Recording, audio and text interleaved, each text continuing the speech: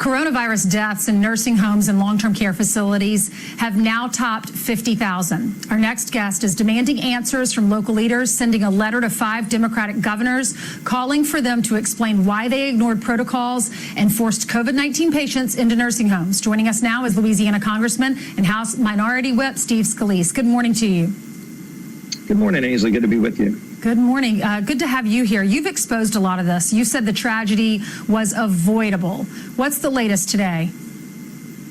Well, Ainsley, we're still trying to get more information, but look, I mean, 40% of all the nursing home deaths in America came down to 5 states who violated and contradicted the CMS guidelines that were out, that were very clear, that told states how to properly handle nursing home patients who are COVID positive. And look, most of those states, 45 of those states, followed the guidelines, Republican and Democrat governors alike, but 5 states, for whatever reason, chose to go a different direction, a dangerous and a deadly direction, that ended up killing thousands of nursing home patients unnecessarily.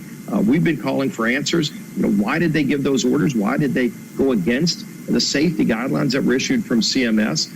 And why won't they give us all the disclosure of the patient information that they were giving? And then all of a sudden, when we started discovering this, they clammed up and they're not letting the public see what these numbers really are.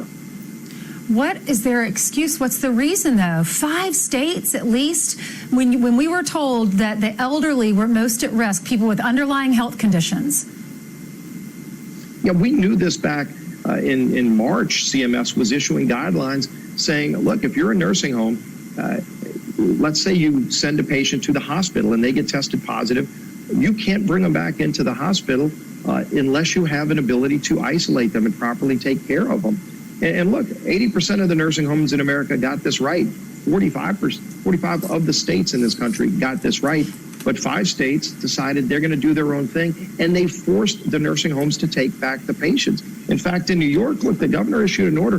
He prohibited the nursing homes from even testing COVID positive patients. He said, you can't even test them. You have to take them back, even if you don't have the ability to isolate them. And Ainsley, this turned out to be a death sentence for thousands of seniors in each of these states' nursing homes. It was heartbreaking to see it happen. I've asked the governors to come testify and explain why they did this, and also to give us the data that they have. They just stopped reporting it to the public.